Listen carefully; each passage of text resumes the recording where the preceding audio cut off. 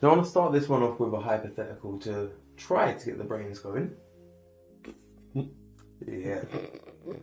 So, if you could be any other species for 24 hours, what species and why?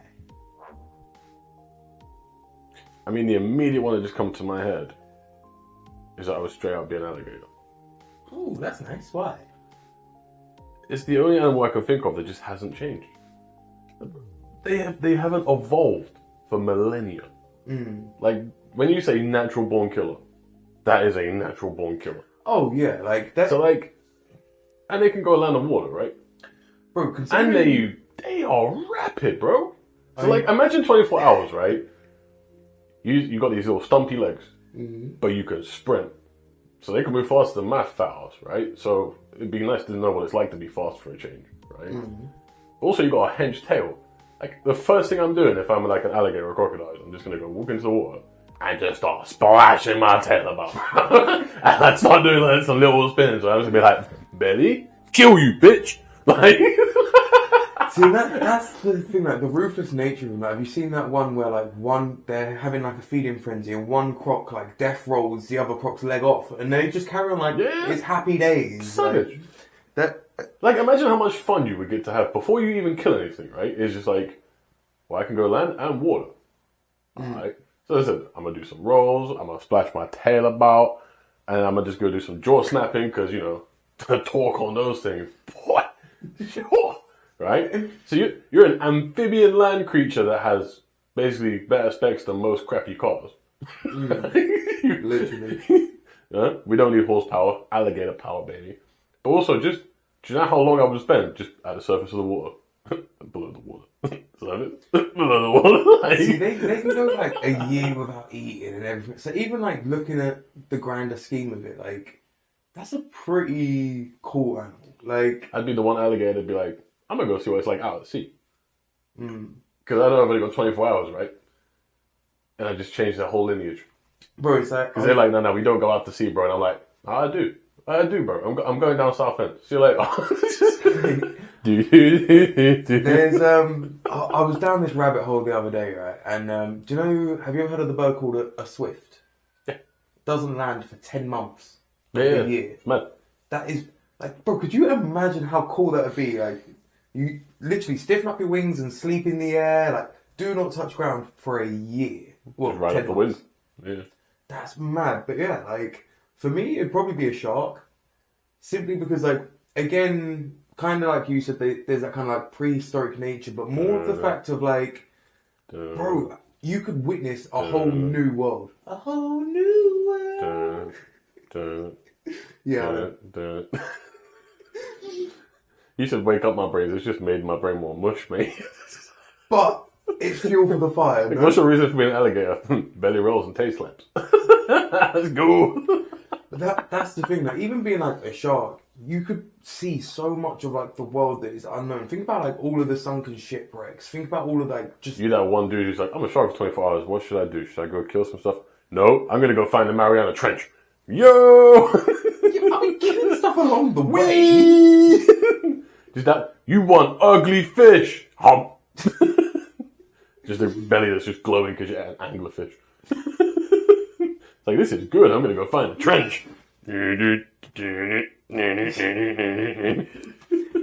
Bro, I don't know, like just you were like you out of Finding Nemo, just Bruce. Intervention! Oh, just a little taste. Friends, not food.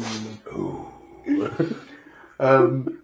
Yeah, us as animals, as if this was going to be a serious. We already are. That's why I said another species. I'm basically a bear at this point. I just eat garbage and hibernate. Just an urban bear. Like the ones you see in Canada just come along to people's house and just start raiding their bins. Bro, if it weren't for clippers, I genuinely would get mistaken for a Wookiee at times. It's so bad. Like, only like truly hairy people can relate to it or whatever, but like, when your own bodily hair invades your personal boundaries and like, yeah, there ain't no personal boundaries. But yeah, so any more on your crocodile experience or alligator experience? Sorry. It's just like, where would I want to be at? You know, like, do I want to be like a Cajun alligator? You know what I mean? Just like in the deep south of America, but then I'd probably get hunted and eaten by them idiots. Just Dave getting ridden around the friggin' outback. I was 24 hours dead in 2, mate.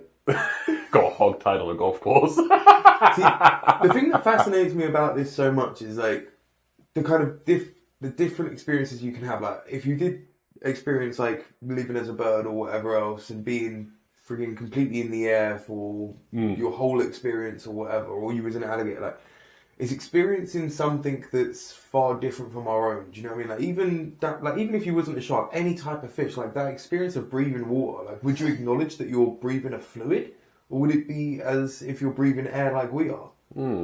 Like there's so many more questions to it. Like they can literally move in 3D space. They can go up, down, left, right, whatever. Do you know what I mean? Like Yeah.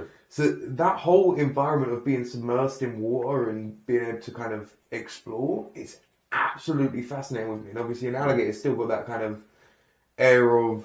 Just get like dropped into the Amazon. Like, whew, always wanted to see this. Do you know what? I wonder if it like be interesting to be like a mole in the Amazon or whatever else, like digging under the ground and... Just gossip queening it up, and so you see what that jaguar done, mate? No, what did he do? Try to take out a gator. What happened? Lost a leg. Bro, imagine like, the gossip in the Amazon. It's the animal kingdom.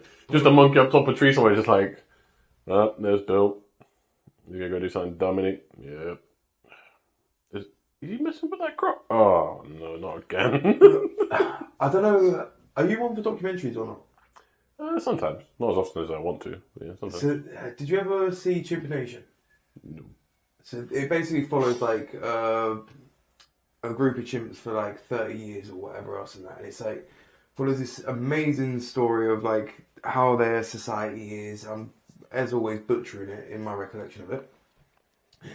But like, bro, when you actually look at how animals interact with each other, you see they do have a society just like us. They have societal norms. They get shunned. They get all of these different parts of what we call like civilization exists in animal culture as well. We just don't always acknowledge it. Like, where even bees have like a waggle dance to communicate and all of that. But again, because they don't talk our language or they don't verbalize their form of communication, we think that they're stupid or we're more intelligent or whatever. But the interesting stuff that comes with being able to even think about perceiving life from their perspective for 24 hours.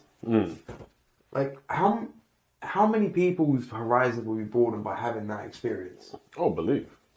Like, and even now, like, I didn't think about this at the start, but like, when you look at kind of, again, I'm probably going to butcher it, but like Aborigines and kind of like more, like simple cultures in terms of like technologies and everything else, there's far more of like a spirit animal and more of like a kinship to kind of animals and nature than we hold in, say, more modern or what would be the word? Industrialized society. That's fair. But yeah, I definitely think it is kind of fascinating to kind of perceive the kind of the life that is kind of abundant around us. I mean, there's microbes that exist in the upper atmosphere that are technically life, and they're living creatures or spiders or whatever else in like the friggin' upper atmosphere. But again, we don't conceive of all of this stuff or its implications on life because we got 9 to 5s and hustles and bustles and bills to pay. Very true. Very true. Yeah. Warm up over. Should we go get into the episode? Yeah, boy. Alright, let's go do it.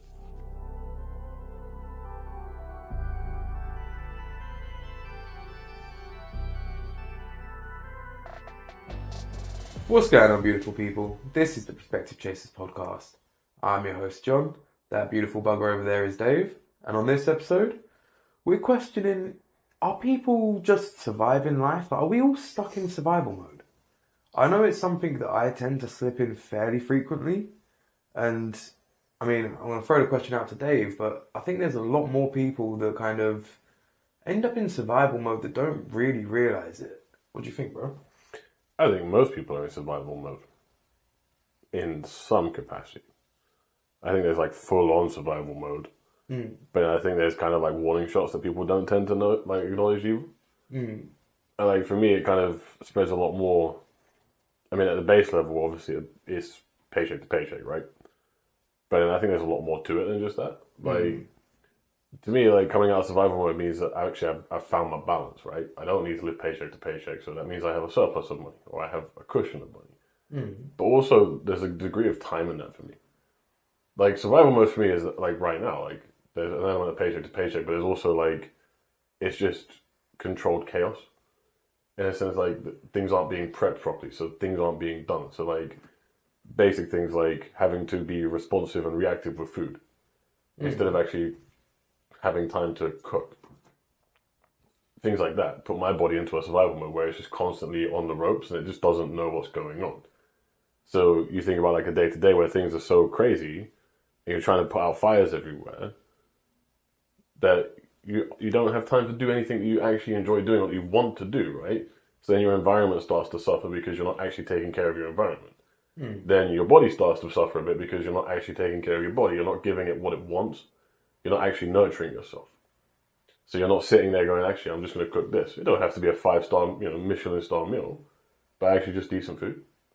So instead, it's just like that domino effect of I'm constantly reflexing, I'm constantly reacting to things instead of proactive. So that's like a survival mode for me. It's just like constantly swinging at things and just trying to fight your way out of things instead of actually just going, well, if I eliminate a few fires, I'm going to start to control the spread of this. Does that make sense? I hear you, and I mean, that's probably more where I'm at, where it's just like, my survival mode is very much of like, I know that these, say, 5 fires are going to pop up, and I know exactly how to put them out, when to put them out, and everything else, but it's that routine of putting them out, do you know what I mean? It's just that repetitive nature of it, where my survival mode is, I can go to my job, and at a time there was something in it that I wanted in the terms of like, you just go in, do your job, and go home. And that kind of like mindless nature of it. Yeah. But like everything in life, like it serves a purpose for a while, and then it kind of stagnates. And once you start to feel you stagnate, then it starts to feel like you're in hot water. Absolutely. So that part of like my survival mode is that being stuck in a repetitive cycle that you know exactly what you're going to be doing next week, next month, next year, or whatever else. That predictability of it, where it's just, okay, well, if I know how much, like if I know how much is going to happen to that much of a degree, how much am I actually growing or changing? Yeah. And that's where it's like, that's where survival mode becomes a negative for me, because it's one thing to say like, look, bro, I've been through hard times, and it's one thing to say like, cool, I've survived that hard time. It's another thing to say like, okay, I've been at this level and I haven't changed for a year. And I think that's a kind of way of slipping into that survival mode where it's almost like coasting, but you're just getting by as well. Things ain't getting better. Things ain't necessarily getting worse, but you keep putting out the same fires over and over again. Interesting. Yeah. So I think that's the thing with like the metaphor I was going with the fires is like, in a sense, for me, survival mode is born from a similar vein actually. Like, for me, when things get like I'm waiting for my paycheck, the likelihood is that I've just been repeating the same things without actually changing anything. So a lot of it comes down to like time management for me personally. But like I do have a lot of work on and I'm trying to do a lot of different things and that's okay. But if none of it is structured or managed, everything becomes chaos. So then, as I said, you get more reactive with eating, which means that you then have to spend more money on your food because you've not planned. It is cheaper to cook at home. Let's just be real. Normally, it is cheaper to cook at home if you're cooking for yourself than it is to go and get food on a reactive whim. I will push back on that a little bit because I think there is something that people fail to factor in, and that is time to cook. Yeah, that's my point. This is where, especially as like a parent, there's that rabbit hole where you fall into that trap of easy meals. Where it's like you just chuck something in the oven and walk away. Of course. Because you haven't got that much investment of a time in it. So Absolutely. It is in that case, it is a small financial kind of, here's a quick cheap meal or whatever. But like you were saying earlier on, that lacks nutrients. Absolutely. No, I agree with you. So there's always that battle between time and money. Do you know what I mean? And there's also the battle between pros and cons, right? Like, it is cheaper to do that at home. And it's probably, on the whole, more positive than reactively eating on the go. 100%. Because there is a lot of hidden stuff in food, especially fast food, Bro, There's a lot of stuff that everyone's like, yeah, I know about this, but there's a lot of stuff that you don't really know about that's just as bad, if not more harmful. the thing is, a lot of things that are in like long-term packaged foods are byproducts off of other products, basically. Absolutely. So like you're literally using like offcuts of offcuts of offcuts and just remaking them. So like this is why in the new year I want to look at going like towards like a simple diet and just like I keep trying to say it is like carnivore or whatever, but it's deeper than that in terms of like it simply revolves around being like Just straight from source. yeah, like simply like core ingredients and everything No, else. 100%. And But that's something like I yearn to do. It's just like not so much like I don't particularly care for like massively upping protein or whatever, but like I just want to skip a lot of the steps in that food chain. but You know what I this mean? is the thing though. And then Like that if an gets egg onto comes the from a flip chicken, side. I want that egg to then come to me. Or if a grain is coming from a field, I want to try and get it to me as in as few steps as possible because then it's not been refined as much. You know what I mean? Like that's where my head kind of goes. There's a couple things here because this then ties back into like what I was saying about the kind of cost effectiveness of it is like when you want those cheap off-cut meals and that are ready meals, this, that, and everything else, they are more cost effective and everything else. But once you start looking for that better quality food, again, you're faced with that higher price tag. Mm-hmm. Especially if you're talking meats. Vegetables and fruits are far more kind of cost effective and everything else. But if you're talking, bro, a good cut of steak, a decent bit of chicken, a decent bit of lamb, or whatever else, like a decent cut of meat is going to set you back a decent bit of money. Like probably looking 40, 50 quid a kilo.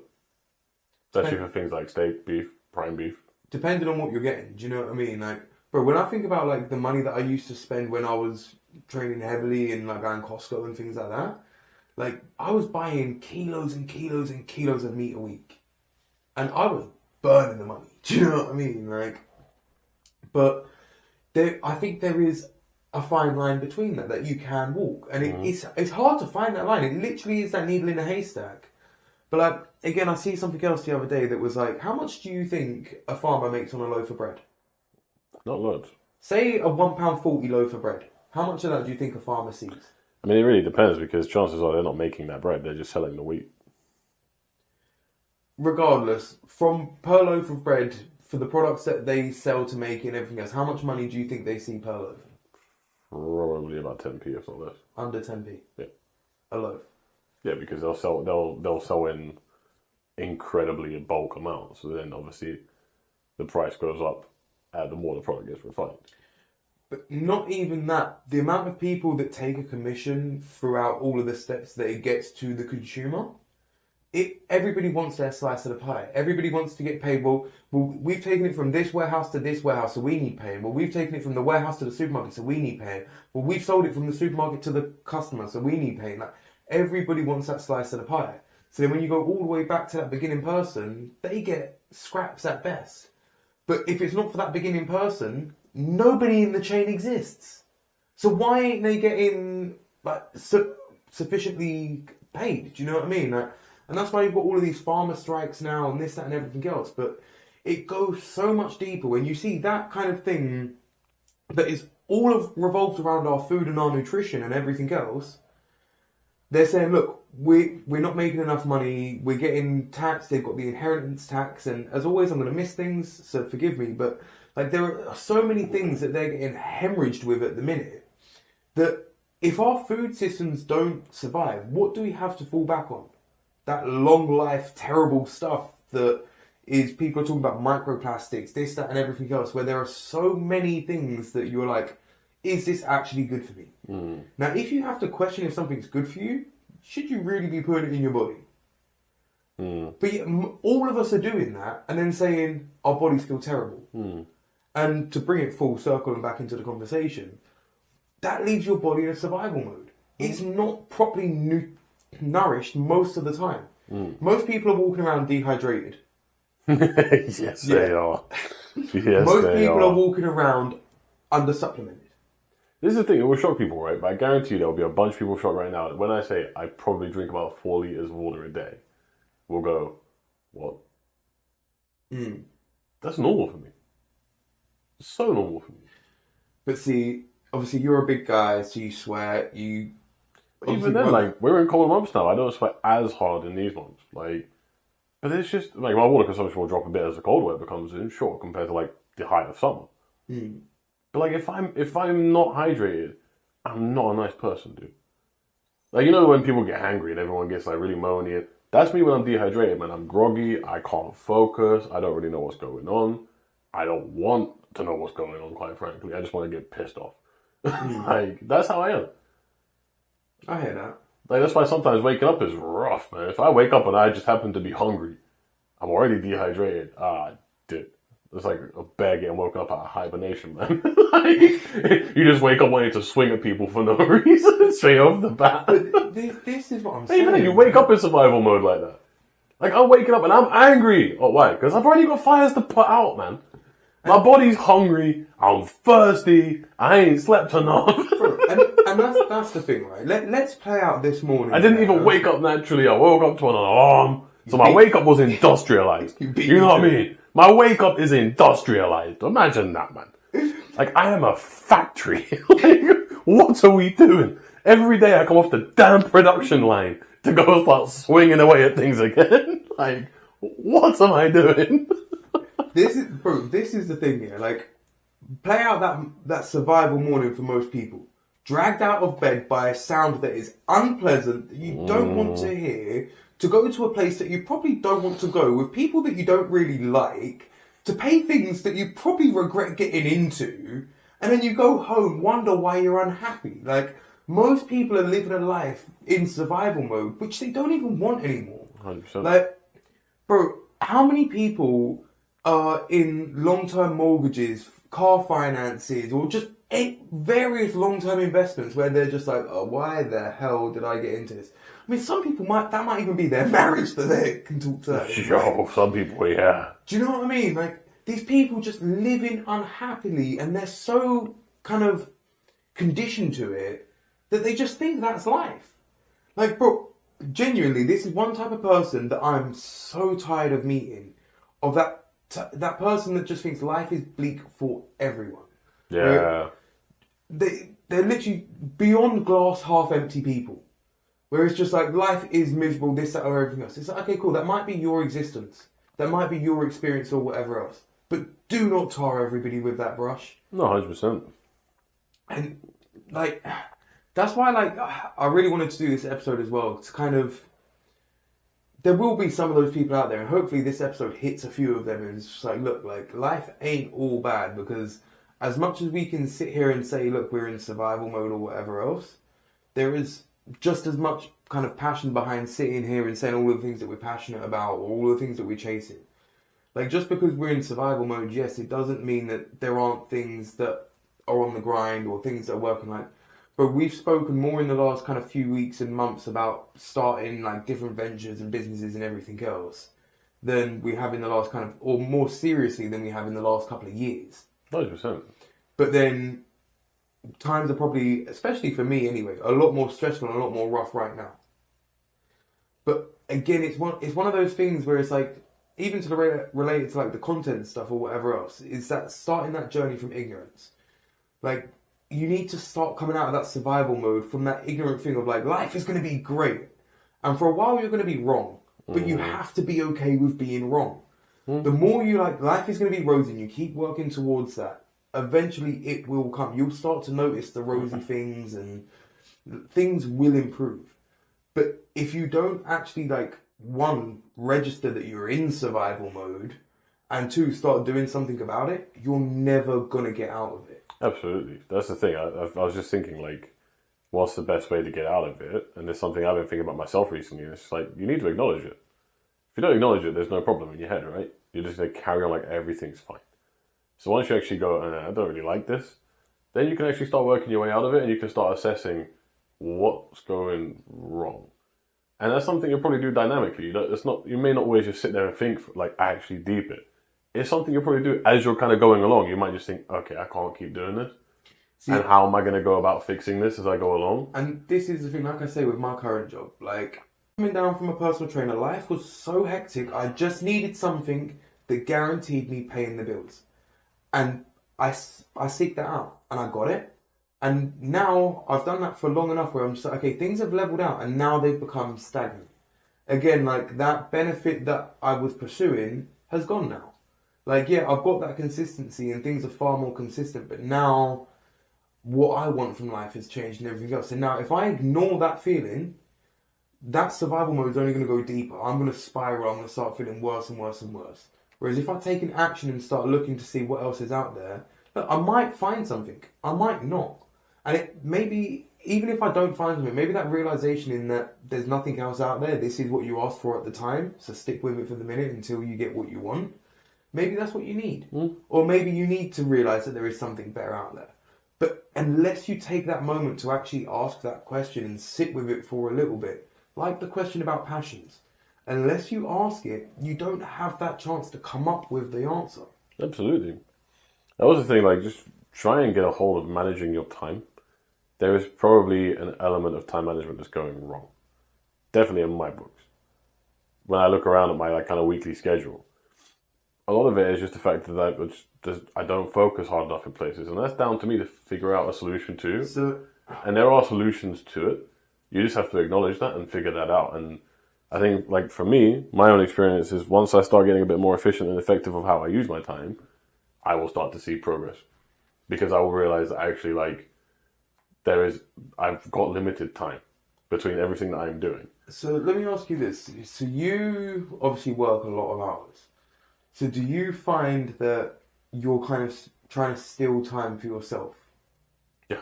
So then, like, if you're already having to steal time just to be Dave, to then have to find more time to steal to put into projects or whatever. Like I said, bro, I literally just said about like looking for a new job or a new career path or whatever else. But then I think about, okay, cool, when are you going to sit down and find the time? And I'm like, okay, well, I've got to edit the pod, I've got to pick up baby, I've got to do this. Like, there is so much that I've got to do. When do I find time for that? Even though I've acknowledged it, even though this, that, and everything else, where can I allot that time? 100%. And like a lot of the time, like, you know, the way you think is fluid, right? Like, you could be sitting at work focusing on something, but it doesn't mean your brain is just going to switch off from everything. So, you know, I'll be halfway through doing something, and I'm like, man, I'm having a productive day, and my brain will go, cool, we're going to switch over and think about this now. And I'm like, oh, no, okay, well, I guess I've got to work on that. And then I can't go back to focusing on the original point. Because now I've lost my train of thought with that document I was working on or whatever. So now I'm like, well, I need to go finish this form. So then I normally end up going for a walk or go to get a coffee or something. And then before you know it, you've just wasted like so much time. Because you've done nothing. Because you didn't progress your ventures. You didn't progress your career. You just kind of became an inefficient person. And I know that sounds really weird to say because we're not robots and we are humans and we are going to have to find our way, right?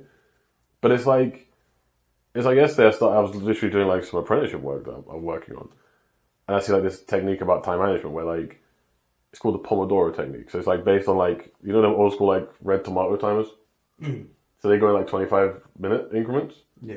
So basically you set a timer for 25 minutes and you just do the task you're doing. That's it for 25 minutes. But when that timer goes off, you go take a 5-minute break. Oh, I think I've seen this. But you do that 4 times. And then after the 4th one goes off, you go take a longer break. So you go take like a 20 to 30-minute break. So then when I've done the maths, I think it works out around like a full thing is like around 2 hours in total. Dude, I blasted stuff yesterday. Yeah? Because my brain knew. It was just like, man, I just have to work for 25 minutes. So I can go for a stroll for 5. All right. Bro, I knocked out like 2 different assignments I needed to do for my apprenticeship thing.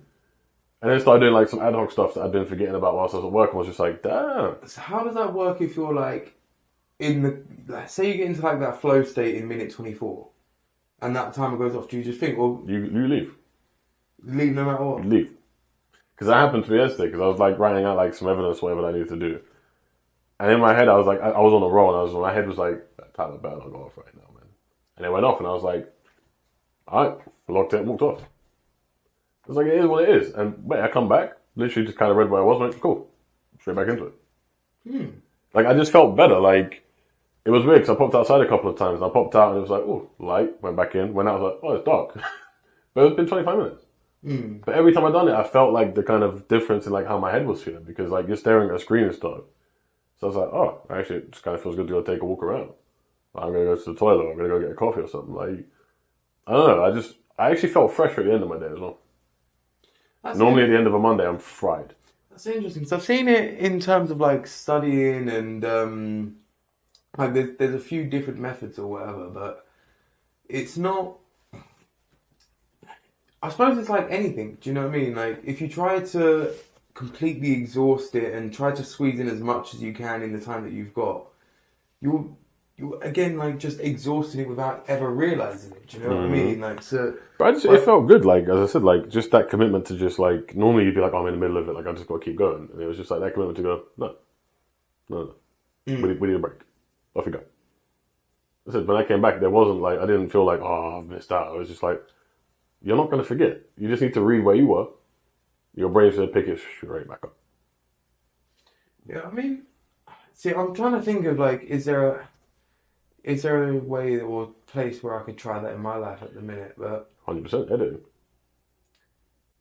yeah, that's a different kind of battle for me. Though, see, this is going to be the other thing. Is straight away when I think about things like this, my mind goes on the defensive, and like so straight away, my mind's just like, okay, well, what happens when you walk away from that? See how my mind straight away was like, okay, but that's only 25 minutes because I'm used to getting in as much as I can whenever I can, bro. You know, like how hectic I can be and how like rushed around I can be.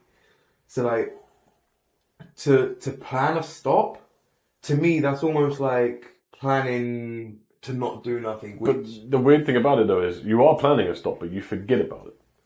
Because you literally just setting to go, I am working on whatever I've chosen for 25 minutes. So you kind of get so immersed in the work that you forget about the timer. Because I literally just put my phone to the side, I wasn't even looking at it. I was like, I'm not going to be distracted for 25 minutes. Because my head's stubborn, and I was like, surely you can make it 25 damn minutes. Like, without being distracted. I just, like, I'm in a busy office, I just have my headphones and stuff. But like, it's that weird thing of, when that timer goes off, it's probably around about the point where my brain's probably thinking, could do a bit of a break. I didn't even notice it, but it worked. And as I said, I've done the whole cycle. So I've done 4 increments of it, and it literally every time I got around that 20-minute mark, I was starting to get a bit itchy, and all of a sudden the time would go off, and I'd be like, "Oh, sweet!" And I'd come back, and every time I came back, I was like, "Cool, right." And I just think for me, it will work with like my own time. Like if I actually sit and say to myself, "Cool, I'm going to sit here and actually start planning some stuff and like writing out some plans and all sorts." I just think that kind of thing for me will be really good. See, like I said, like I kind of make segments of my time like I'm like, oh cool, like I've got an hour or two here or whatever else. But like again, I try to get as much done when I can and everything else. So it is that kind of like feast or famine mentality where it's like, look, I either want to get everything done or I just want to chill and do nothing. But try again, like it's becoming more in control of yourself and more aware of these things. Do you know what I mean? Like, and that's why, like, I don't know if it'd be necessarily so good for me with editing, but I think it'd be really good for reading. Maybe, Yes. Maybe not even in the terms of like go away for like 5 minutes on a walk, or maybe so, but like, bro, when I'm going through some of these books, some of the things that they're going through are so either deep or inspiring or profound that to take 5 minutes to actually reflect on what's just been said. Just to put the book down and just sit there and go, what did that mean? Like, bro, there was genuinely a passage in a Young book that literally nearly brought tears to my eye because it was just like, damn, that was beautifully said. Like, what the hell? And it's like actually taking some time to reflect upon that. Like, especially if you are on like a deep book or even if you just watch like a mad film or whatever else, like to actually let that sink in that like that came from somebody's mind or somebody's creativity or... But now think that you're doing that 4 times. So there's 3 times where you get 5 to 10 minutes to go, okay, what does that mean? And on the 4th one, you get 20 to 30. So you can actually go make yourself like a quick snack or a drink or something, like, and actually just sit there and deep it all properly. And in that amount of time, you've probably done a lot of reading, so you'd probably be like, actually, I'm quite satiated for the day with the amount of reading I've done. Yeah, that definitely does sound like... So that'd be about, what, an hour and 40 minutes of reading? Yeah, I mean... For me, that's a fair bit of reading. Yeah. I'm not much of a reader, per se, so for me, it's definitely a fair bit of reading. I mean, I can... Again, like, I kind of go through either literally... like a physical book or audiobooks, and obviously audiobooks are far easier for me because I can kind of just keep busy with my hands or whatever else, but as well, like sometimes hearing somebody else say it allows me to kind of digest it a little bit more. But again, this is where just taking that time to reflect, even if it is study or research or you're writing something new. Do you know what I mean? Like, just taking that 5 minutes to reflect, I think is actually a seriously underestimated kind of power. Definitely. Like I say, that kind of reflection time, we've said it time and time again on the podcast, like taking that time to reflect on your life is important. Do you know what I mean? So like, if you're trying to learn something new or develop a skill, like to take that time to reflect on it and just kind of take things easy or take a break if you need it. I think it's almost like that. If you just go to like a wine tasting or whiskey tasting or whatever else, every so often you get a palate cleanser. Yeah. And I think it's that for the mind, and we overlook that. And there's a reason those palate cleansers are in place. Yeah, as I said, I stumbled across that technique yesterday, and mate, I was just like, yeah, this is getting used. I just think I'll become more efficient. And that's kind of the aim of the game for me right now, is I need to be more efficient with what I'm doing. And then the pressure will come off, and I'll actually start to feel a lot better. And I'll start to move out of that survival mode and actually start to flourish again. What was that other one that you were saying about before recording that? But again, my mind escapes me. Oh, the Eisenhower decision matrix. What's that one? So that's more like prioritizing your to-do list. So Pomodoro technique is using your time. The decision matrix is more about how are you going to use your time. So prioritizing your tasks. So if you have like a daily to-do list or weekly one, like I tend to have weekly one at work, you categorize it into 4 places. So you have the do section, which basically means this is time sensitive. Priority number 1 has to be done. Then you have the decide, which is still quite important, but we can schedule it. So if you think in my line of work, things like one-to-ones with my team would be a decide thing. Like, I don't have to do it now, but it needs to get done pretty soon. So I need to schedule that. Then there's a delegate pile, which is can someone else do it? And then there's delete, which is we don't need it. Again, like... You also have like the 4Ds, which is like a variant of it where some of them actually slightly merge. So if we was to dial it all the way back in that to that survival mode and then run some of those scenarios on them. Well, yeah, think about it. What do you need to do? What is time sensitive in your day? Well, you need to eat. You need to drink. You need to survive. You do need to do it at a certain point. So they're also massive for your mood, right? Someone like me, if I go a prolonged period of time where like I am now hungry, mood drops, energy drops, focus drops. Can't do anything. That's not me saying you need to be like, oh, I need to eat 5 meals a day. No. Respond to your body how your body responds. But at some point, you're going to need to eat or drink and make sure that you're actually good to keep going. So that's pretty important. So I'd put that in a do pile. You know what I mean? Because that's going to have to happen. It's responsive. Because we still haven't come out of survival mode, right? So that's that's a reactive thing. So I'm going to pop that probably in that do. I'm going to have to do it spur of the moment. Not all of us can plan when we can eat. I mean, but even deeper than that, like, bro, time and time again, like, I'm probably more guilty of, like, already being on my way to work or wherever I've got to go before I've eaten or actually, like, sorted myself out in any way, shape or form. Like, when life's hectic, life really is hectic. Do you know what I mean? Like, I'm probably closer to one of those people that brushes their teeth in the car than in front of the mirror. Do you know what I mean? Like, sometimes life's just on the go that much. And just thinking about it from, like, that standpoint, like, those types of people are those I need to do everything types of people. And those people are probably the ones that would benefit most from this, because there is going to be a hell of a lot they can delete, there's going to be a hell of a lot that they can delegate, and not everything needs to be done now. So again, if I was to kind of relate this to me, like yesterday I had a hectic day and I was like, oh, I need to do uploading this, that or whatever else. I was like, okay, but I've done what I've needed to do for now, so can the rest wait? And I literally did put the rest off till today. Or what can I move around? What can I get rid of? More often than not, again, it's going to be like parts of my ego and everything else, but like I like to be a man of my word. So if I say I'm going to do something, I like to do it.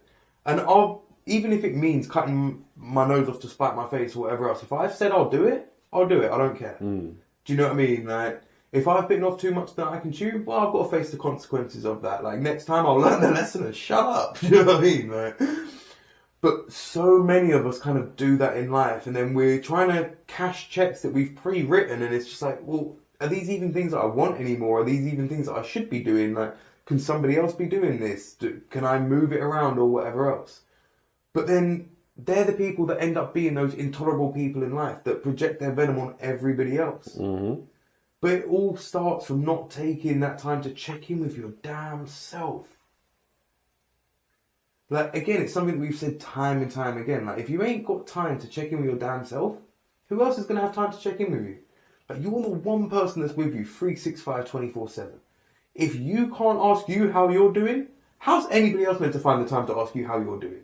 If you're that much of a headless chicken, you can't stay in one room for 2 minutes? How's anybody meant to ask you how you're doing? Like, if anything, like, if I was to see somebody rushing around that hectic, I don't want to message you because I can see you're busy. Like, I'm literally setting myself up for failure if I message you like, hey, and I know you're busy and you're running around or whatever else. Mm-hmm. But then they're the people that are like, I'm busy, can nobody even see that I'm running around doing everything? Do you know what I mean? Right? But it always is that kind of perpetual cycling where it's people don't realise they're in this kind of survival mode, or that they may acknowledge it, but they expect other people to pull them out of it. Yeah. Again, it's they're the ones that put them into that survival mode in the first place, and they're the ones that are going to bring them out of it. Oh yes. Yeah. That's mad. Any more on the topic for today? I think we're good to wrap it up, big man. Never really fully wrap it up. And on that note, the seed for this episode is going to be, I forget the name of them, but try those 2 methods that Dave said. He'll run through them again for you just to make it nice and clear. The Pomodoro technique and the Eisenhower decision matrix. Try to utilize those in your life. Like, one's about managing your time and one's about managing your tasks. If you can get on top of both of those things, life should start improving, whether you're in survival mode or just trying to make things better in general. Is there anything else, bad boy? You kind of took the words from my mouth, really. Yeah. All the best, and we'll catch you on the next one.